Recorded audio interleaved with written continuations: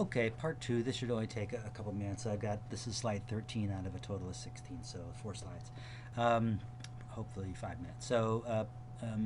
John Williams and a bunch of folks around here set about under the, well, at the request of the Forest Service to do distribution modeling for 6 species of rare plants that are found in the what's called the rattlesnake terrain area part up in Northern California. You can see it's not a particularly large area. It's sort of a geological formation, a terrain, meaning just a bunch of jumbled up geologies where there's serpentine that outcrops here and there, but it's basically plates folding over each other, making it just a terrible mess of the geology. And you have these rare plants that occur there, and you can see that they range from anywhere from 9 to 129 occurrences, and at the scale at which we were mapping these, anywhere from 49 to 688 different cells. And we used elevation, slope, aspect, soils, and whatever you could say about the vegetation to do model fitting of these species to try and predict where they might be. And what we found was that we in fact had very high model fits, although we aren't sure that that was meaningful in all cases, and that most models predicted a high likelihood of occurrence in many locations. But if you went out to some of the highest probability locations, in fact, that's where some of the new population discovery at that time was. And so this is something that was something of a success for highly, very specific habitat modeling. But it begins to overlap on the kind of spatial scale that occupancy models are trying to get at often.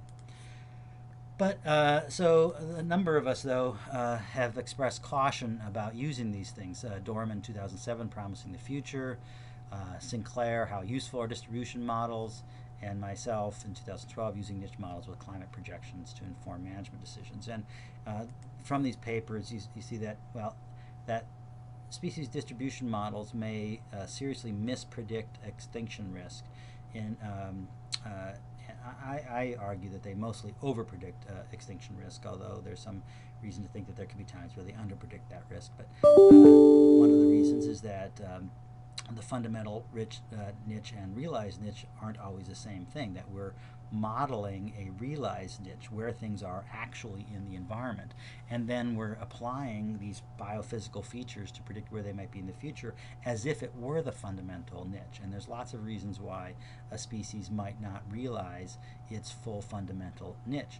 One might be incomplete sampling or biased sampling, so we collect things from only a portion of where they're actually found, or we don't include biotic interactions that may be constraining species from their full fundamental niche in particular areas. And we can confuse soil constraints for climatic ones. So an extreme example, imagine a plant that's found in one location, the size of, say, the classroom that we meet in, and that it's a serpentine outcrop, and that we would then predict or model it to have a very specific set of climatic constraints. And because there's only one little set of climatic attributes that describe where it actually exists. However, if it's constrained by the soils and not by that climate, we don't really know what the climatic constraints are. Surely it has some, but we wouldn't be very well predicted by the place, that one location where it happens to be located. Other people worry about time lags and ecological equilibrium. Some of the modeling that we've been doing trying to look at forest vulnerability has this problem, is that you look at redwoods or sequoias or any other tree species for that matter, and imagine that you use the environment to predict where it could be. Well, most of those trees established somewhere between 300 and 3,000 years ago, and how much do we know about climatic change that it tolerated between now and then? Others have also noted that a lot of our future climate models suggest non-analog climates, and that for a variety of reasons the model fit statistics may be egregiously misleading, and that it may give you more confidence than you actually deserve.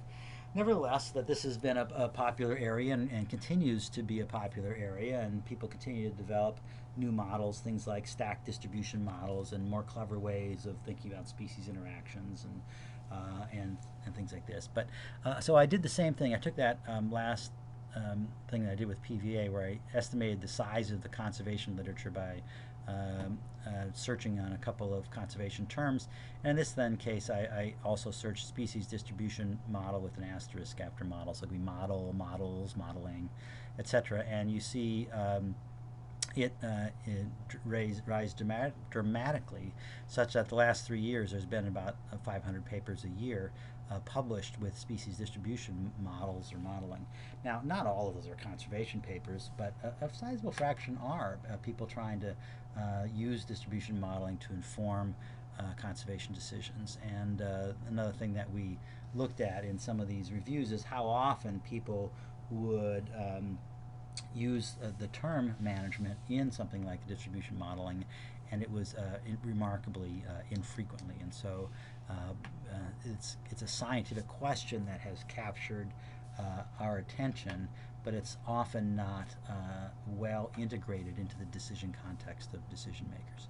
And so that's all I'm going to say about this, and we'll hear about habitat occupancy modeling tomorrow. We'll come back and revisit this distribution modeling thing when we talk about reserve design and think about selecting the best places for reserves, because this is also a place where we would like to know not just where we know things are, but we maybe want to predict where we think things are that we haven't observed, so as to use a better model for where we think the species richness is and where we might be able to capture the attributes that we're interested in. So we'll come back to this with Mark Zan and that. So, okay, see you tomorrow.